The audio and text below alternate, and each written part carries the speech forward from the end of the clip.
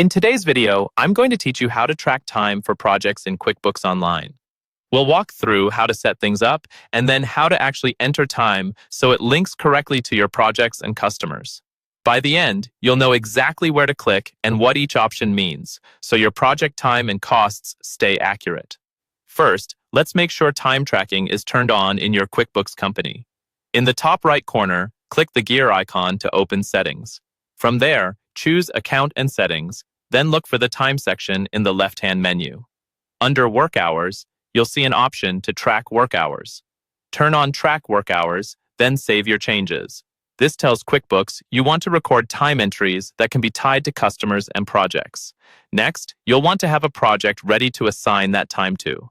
Go to the Projects tab on the left navigation. Here you can either select an existing project or create a new one. When you set up new projects, try to name them clearly, like using the client's name and a short description, so it's easy for you and your team to pick the right one later. Inside the project, look for the area where you can set an hourly rate. This is where you can add employees or contractors and assign their labor rates. These rates help you track the cost of the time being spent on that project. Take a moment to review these, because having accurate rates will give you much better insight into profitability. Now let's enter some time from the Projects tab. Open the project you want to work with, then click the Add to Project drop-down.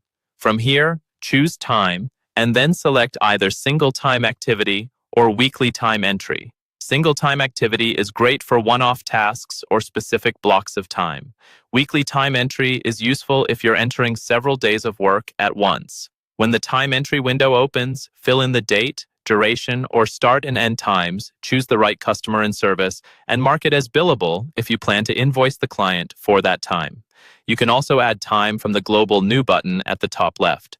Click New, then choose Time Entry, and again decide between Single Time Activity or Weekly Timesheet.